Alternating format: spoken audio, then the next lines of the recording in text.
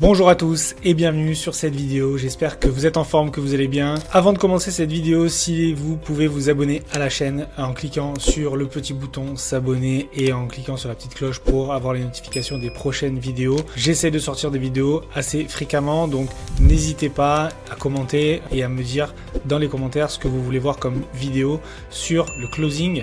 Donc je suis à l'écoute de la communauté pour pouvoir vous donner du contenu qui vous intéresse. Je voudrais également préciser que cette vidéo est sponsorisé par Close-Info, donc Close-Info qui est la première application mobile de mise en relation 100% dédiée au closing francophone. Donc sur cette application, vous aurez la possibilité de vous y connecter, de créer votre compte en tant que closer et de trouver des infopreneurs. Et en tant qu'infopreneur, vous aurez le loisir de trouver des collaborateurs et des closers avec qui travailler pour vendre votre produit. Donc n'hésitez pas à remplir votre profil, mettre une vidéo d'un close, une vidéo de présentation, ce qui pourra garantir au maximum la mise en relation, puisque quand on va sur le Bon Coin, on ne regarde jamais les annonces qui n'ont pas de photo, donc c'est un petit peu le même principe sur Close-Info. N'hésitez pas à mettre votre photo et votre profil pour pouvoir être contacté par les infopreneurs, et en tant qu'infopreneur, mettez bien toutes les informations de votre prestation afin que les closers puissent vous contacter également. Cela étant dit, nous allons passer à la vidéo au sujet du jour qui va être la prospection. Pourquoi est-ce qu'on va parler de prospection aujourd'hui alors que d'habitude le closer ne fait pas de prospection? Eh bien parce que le closer doit savoir faire de la prospection, et en tant que commercial, en tant que sales, vous devez maîtriser un minimum de prospection et savoir comment ça fonctionne et comment est-ce que vous pouvez vous démarquer aux closers qui ne font pas de prospection et aux sales qui n'aiment pas ça et qui ne le font pas bien. Déjà, nous allons définir les types de prospection qui existent aujourd'hui. Il y en a plusieurs, il y en a même beaucoup, mais on va dire que les trois types de prospection principaux sont donc le phoning, ce qui consiste donc à appeler un maximum de personnes. Le deuxième point, ça va être le phoning ciblé, d'accord, donc ça va être sur des listes de contacts, etc. Je vous donnerai des détails. Le troisième point, ça va être la prospection par les réseaux sociaux, et le petit bis, ça va être la prospection automatisée par les réseaux sociaux. Donc je vais vous expliquer ces trois points, c'est parti.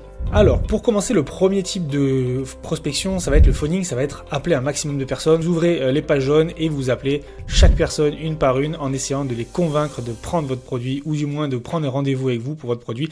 Je sais qu'en tant que closer, il y a beaucoup d'infopreneurs qui font ça parce qu'ils ne veulent pas dépenser en pub, ils ne veulent pas faire le travail eux-mêmes, et le sale travail, parce que c'est vraiment un travail compliqué, et ils disent à leur closer, bah, j'ai besoin d'un closer qui va aller contacter des gens pour moi et les ramener, et puis si le close il prend 20%. Ok. Donc ça déjà je le déconseille totalement, et la meilleure façon de prospecter par téléphone, je pense que ça va être déjà d'avoir un script et d'avoir bien sûr une trame à suivre pour pouvoir être pertinent et ne jamais appeler des personnes qui ne sont pas intéressées. Ça ne sert absolument à rien. Donc la première chose à faire, ça va être de cibler les personnes qui sont potentiellement dans le besoin du produit que vous prospectez. Pourquoi? Parce que si vous appelez quelqu'un pour vendre un aspirateur, mais que c'est pas lui qui passe l'aspirateur à la maison, que c'est sa femme, il n'aura jamais rien à faire et il ne vous répondra même pas, il va vous raccrocher au nez et vous serez frustré, vous perdrez votre temps. Première chose à faire lors de la prospection, c'est de faire une liste. Vous créez une liste sur Google Sheet ou Excel. Ok, je ne vais pas faire de pub. Vous faites une liste de personnes qui pourraient potentiellement être intéressées par votre produit. Si vous vendez un produit physique, sélectionnez un lieu qui va être proche de chez vous ou proche de là où vous pouvez potentiellement aller présenter votre produit, pour éviter d'avoir à faire une démonstration par internet si c'est un produit physique, ça n'aura pas d'intérêt. Maintenant, si c'est de la prospection pour du closing, pour un infoproduit, là je vous recommande quand même d'effectuer ce qu'on appelle une page de capture, de créer en fait une interaction, quelque chose qui va vous permettre en fait de capter l'attention de la personne. Ça pourra passer par un petit peu de publicité, même si c'est pas forcément très cher, c'est toujours de l'argent à dépenser. Donc si c'est pas pour votre produit personnel, je conseille de voir avec votre client pour justement qu'il mette en place ça et ce qui pourra être intéressant pour lui. Donc ça va être le but de créer une page de capture, de récolter des mails de personnes qui ont été intéressées, à qui on va offrir peut-être un e-book, un truc gratuit, quelque chose qui va pouvoir leur permettre de laisser leur mail. On leur donne ce e-book en échange de leur mail ou de leur numéro de téléphone. Et là, en fait, ça va vous constituer déjà une liste de personnes à appeler. Je précise toujours que le closer doit être une force de proposition, et c'est vous, le commercial, c'est vous, le sales, c'est vous qui devez dire à votre client comment est-ce que vous pouvez prospecter et qu'est-ce que vous pouvez mettre en place. Et c'est à lui ensuite d'aviser, savoir s'il veut le faire ou non. Mais ne prenez pas le job à la légère en vous disant, bah, c'est moi, je suis juste un closer, je viens de commencer, j'ai pas d'expérience, c'est à lui de me former. Il ne va pas vous former. Il n'est pas là pour ça, il n'est pas là pour vendre, il ne sait pas vendre et c'est à vous de le faire. Donc débrouillez-vous pour créer et donner des process à votre client qui pourront lui dire ok, lui c'est un professionnel, il sait ce qu'il fait. On va pas voir un maçon pour construire une maison lui disant bah voilà, vous allez faire comme ça, vous allez faire comme ça, vous allez faire comme ça. Le maçon sait ce qu'il a à faire, il vous montre la maison. Si vous n'êtes pas content avec ses méthodes, les méthodes sont légales et c'est comme ça que ça marche. Donc vous n'allez pas lui dire oh ben non, le parpaing on le met pas comme ça, oh ben non on le met pas comme ça. C'est pas vous qui allez lui apprendre à monter une maison. Deuxième point, ça va être la prospection ciblée. Donc ça c'est si votre infopreneur a déjà une liste de personnes qui sont intéressées par son produit, une liste de personnes tièdes, on va dire, pas froides mais tièdes. Là ça va être intéressant de créer un premier script de vente, un premier script de setting, ce qu'on appelle le setting, pour pouvoir aller intéresser les personnes. Et ça va passer par créer un besoin et comprendre le besoin de la personne au début d'appel pendant les 20 premières secondes, parce que passé ces 20 secondes, la personne en général vous a raccroché au nez ou n'est pas intéressée. Si je vous dis aujourd'hui, vendez-moi ce stylo, quelle est la chose que vous pouvez me dire? Par exemple, l'exemple typique, ça va être pour intéresser quelqu'un, c'est si vous voulez lui vendre un stylo, par exemple, c'est de lui dire comment est-ce que vous allez mettre le montant du chèque sur lequel j'ai apposé ma signature si vous n'avez pas de stylo. Okay, c'est ce qu'on appelle l'offre et la demande. C'est l'exemple un peu bidon, mais c'est pour expliquer qu'aujourd'hui, il faut créer le besoin. Si la personne veut ce chèque, il faut qu'elle mette le montant qu'elle veut dessus, mais pour ça, il faut un stylo. Donc en fait, vous lui avez vendu le stylo. Donc c'est une histoire de perspective et de faire comprendre à la personne que c'est important pour elle d'écouter ce que vous avez à dire. La liste doit être fournie par l'infopreneur ou par le client avec qui vous travaillez, mais ça ne vous empêche pas d'effectuer des modifications et de lui expliquer ce qu'il pourrait améliorer éventuellement dans la recherche ou dans le ciblage de ses prospects pour être beaucoup plus pertinent et ne pas vous faire perdre votre temps. Le troisième point, ça va être la prospection automatisée via des logiciels comme Wallaxy. Alors je ne fais pas du tout la promotion de Wallaxy, je ne suis pas sponsorisé par Wallaxy, je dis juste que c'est un logiciel qui est super intéressant, même en version gratuite, vous avez déjà de quoi faire, de quoi travailler. Vous pouvez créer des campagnes de prospection sur LinkedIn par exemple, en envoyant des messages, en répondant à des commentaires, etc. Et tout ça de manière automatisée qui pourra vous faire gagner énormément de temps en tant que closer. Donc si vous voulez vraiment et que votre client a vraiment besoin de ça et que vous travaillez avec cette personne, proposez-lui de prendre Wallaxy ou de travailler avec Wallaxy, maîtrisez, formez-vous sur le sujet, il y a des tutoriels gratuits sur YouTube, donc je vous laisserai regarder et vous apprendrez comment fonctionne Wallaxy et c'est vraiment une pépite pour les personnes qui cherchent à prospecter et qui cherchent à intéresser des clients, qui cherchent à créer le contact avec des prospects.